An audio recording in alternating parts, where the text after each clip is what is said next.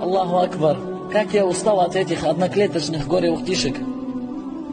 Гора-башек, египтянок, мувахидок, ханифок и прочих инстарекламщиц.